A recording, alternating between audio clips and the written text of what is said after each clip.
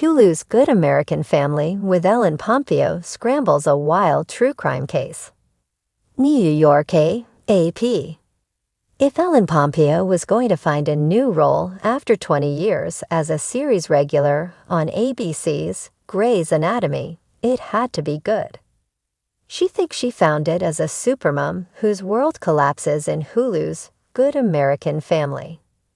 I was looking for a real creative challenge. I think this was an opportunity for me to completely disappear into a role, she says. Characters like this don't come along all that often. Good American Family fictionalizes the true story of Natalia Grace, a Ukrainian-born orphan with dwarfism, adopted as a child by an American family who soon accuse her of being a troubled adult masquerading as a child. Pompeo plays the adoptive mother, whose character has become a sought-after speaker and author after raising a son with autism, but now finds herself at her breaking point with Natalia, her marriage strained, in legal jeopardy, and her reputation in tatters.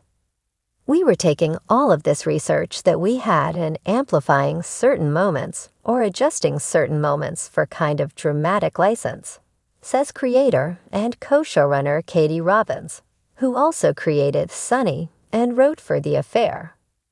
The thing that was important was to tell a propulsive, compulsively watchable thing. But at the end of the day, the most important thing was to tell it in an emotionally authentic way to the people involved. Over the years, the case has been the focus of several TV shows, podcasts, and documentaries, including Investigation Discovery's documentary series, The Curious Case of Natalia Grace. If viewers hope to get clarity on who the heroes are, they'll not get it with Good American Family. It tells the story from multiple points of view, flashing forward and back, to create a complex family drama that also has elements of a thriller. You really have to pay attention to who's doing the telling, says Robbins. Using perspective felt like an opportunity both to tell the story in kind of a fresh way, but also to allow us as storytellers to take the viewers on an experience that would help them confront their own biases in unexpected ways. The series starts from the perspective of the adoptive parents. Mark Duplass plays the husband, who eventually turn on their new family member, but then shifts to Natalia, played by Imogen Faith Reed, slowly cracking any snap judgments the viewer may have had going into it. Everybody comes into the experience of this story with sort of a different way of looking at it, says co-showrunner and executive producer Sarah Sutherland. It's sort of like a Rorschach test. I just thought it was super fascinating to sit with the kind of uncomfortableness of that. The 8 episodes that begin debuting Wednesday seamlessly blend darkness and light, showing moments of family levity, but also scenes of terror, as when Natalia approaches her parents' bed with a knife. In terms of the tone, I am a firm believer that life is a real genre blend, says Robbins. The happiest moments in my life have been undercued, often with tragedy, and the saddest moments I've often found myself finding something absurdly hilarious. So everything that I write, I try to let all live in that sort of tension because that's what it is to be a person. At its core, Good American Family is about how we are raised and how that can echo through generations. We learn how Pompeo's character was treated by her mother and how Natalia wasn't always raised with familial love, priming them for a face-off. We're examining the ways in which one is parented trickles down and affects the way that one is a parent, says Robbins. It changes the way that you perceive the world.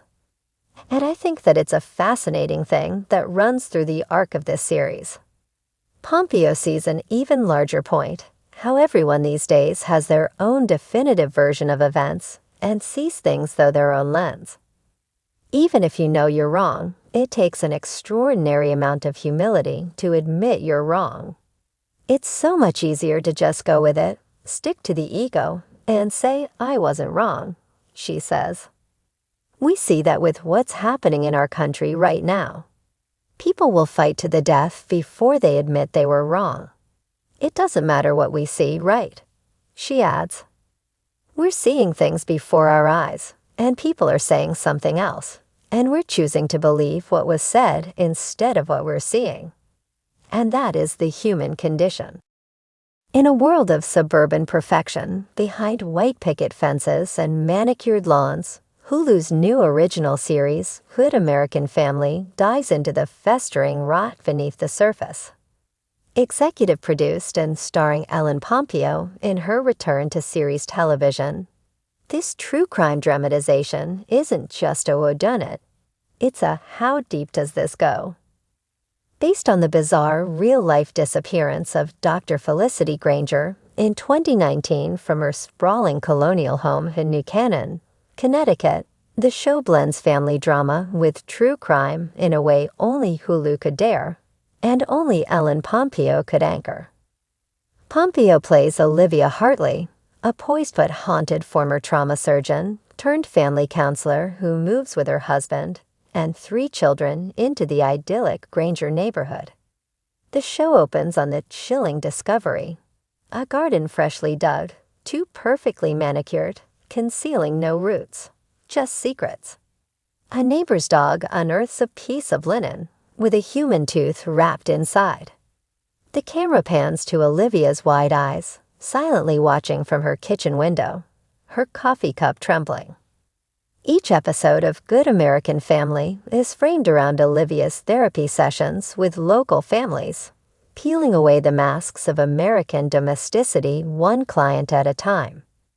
But the real therapy happens behind the scenes, because Olivia isn't just there to help, she's on a mission. Ellen Pompeo masterfully portrays the contradictions of Olivia. Vulnerable yet calculating, empathetic yet guarded. Her family is recovering from their own tragedy, a missing daughter who vanished 6 years ago. Olivia believes the peaceful town of Belle Arbor holds answers. By episode 3, viewers realize the Hartleys aren't just ordinary neighbors. They are the lens through which we examine the madness. Her husband, Declan, played with sharp restraint by Walton Goggins, is a college professor with a past he won't discuss. Her teenage son, Jace, keeps a hidden burner phone, and her youngest daughter draws unsettling pictures of faceless women. The true crime element erupts in episode 4, when the body of Dr. Felicity Granger is finally discovered beneath her own herb garden, dismembered and methodically preserved with salt. A chilling voicemail surfaces, sent to Olivia's office before the murder, cryptically referencing the stitches of the perfect family unraveling. Hulu doesn't hold back. The writers weave in actual audio snippets from the real-life investigation, chilling 911 calls, and snippets from Dr. Granger's social media posts. In a bold creative twist, episode 5 plays out entirely in reverse, showing events from the perspective of the Granger family's golden retriever, with eerie voiceover from a child psychologist dissecting the pet's trauma memory. The real genius of the show lies in how it scrambles the expected true crime formula.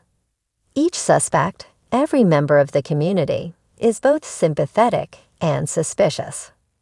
The overly friendly PTA president bakes perfect scones and keeps a lockbox labeled "Hair to be Rarier." The pastor has burn scars he won't explain. A handyman is seen taking instructions from a child's baby monitor. Pompeo's Olivia becomes an amateur sleuth by necessity, decoding cryptic signs, including a local mural that seems to map the timeline of Granger's life and death. It's a far cry from her Grey's Anatomy days, but the actress is magnetic, drawing viewers into Olivia's internal spiral. Flashbacks are used sparingly but effectively.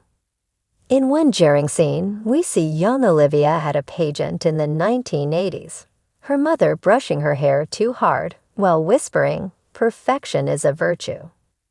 It's subtle emotional groundwork that shows how trauma trickles down, warps our understanding of family and safety.